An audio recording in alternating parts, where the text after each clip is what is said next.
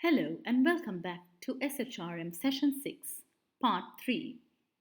In the last part of this session, we will cover the types of studying techniques where you will be able to identify what type of scholar you are and then capitalize on it. Your learning outcome for this lesson involves studying and its intricacies. By the end of this session, you will be able to learn how to learn, understand the different types of scholars and their methods. How to study. When doing your MBA, it is essential to know how to study because there is no one way to study. It's very personal. Are you a morning person or are you a night owl? What is your style? What is most effective for you? How is your energy and mood? Use this mood and energy meter in the slide to assess how you're feeling and then allocate times to your study. Choose the times when your brain is most likely to be in receptive mode. Range of study activities. In this MBA, your studying should not be limited to the lecture notes you receive. In fact, about 80% of your studying must be using other sources in your own time. There are many ways for you to study and widen your knowledge. Reading books, magazines, articles, newspapers, web browsing, of course, for the right content. Looking in the ICT library for journal articles and other scholarly pieces of writing. Listening to the news, focusing on economic and business news, and even watching YouTube clips, case studies, TED Talks, and other relevant information. You need to spend several hours each week on each module of your course to gain real understanding and increase your depth of knowledge. Assessing knowledge. There is a lot of knowledge out there, but it's important to differentiate between facts and opinions and identify timely information. The range of information that you can get hold of now is so vast, so much that it is impossible to read everything. Google quickly puts you in touch with facts, but seeing it on the screen is not the same as knowing it. Verify with multiple sources. Beware of websites like Wikipedia that can be edited by the general public. Sometimes people choose to set up misleading, inaccurate information for some reason or the other. This is also why we do not consider Wikipedia as a credible source of reference for university assignments. Techniques for remembering.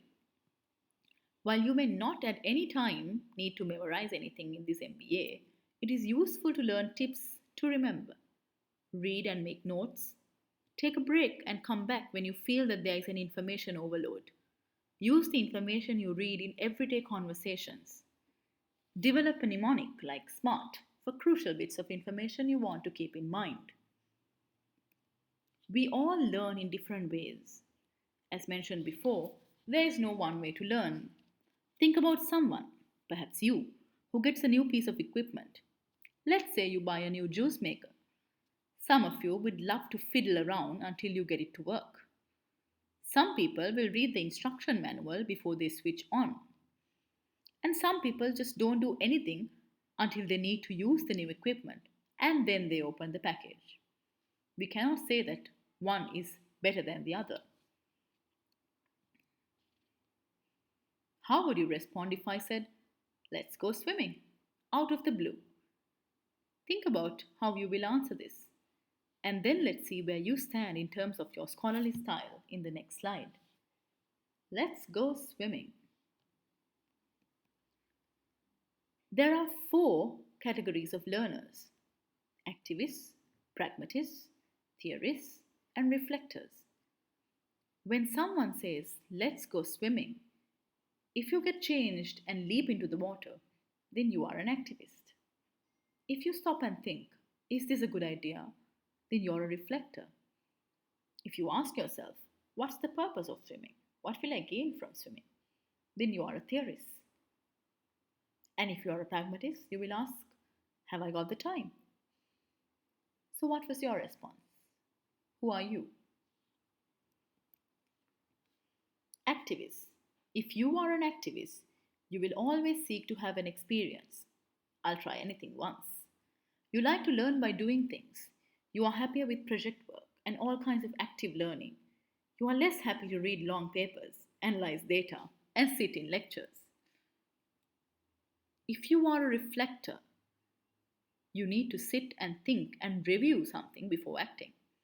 You are more cautious and like to weigh up all the issues before acting. When you make a decision, it is thought through. You are probably happy to work on a project if you are given time to observe all the facts before making a decision. You don't like having work dumped on you and you're worried by tight deadlines. If you are more of a theorist, you will always ask the question, how does A fit with B? What can I conclude with this information?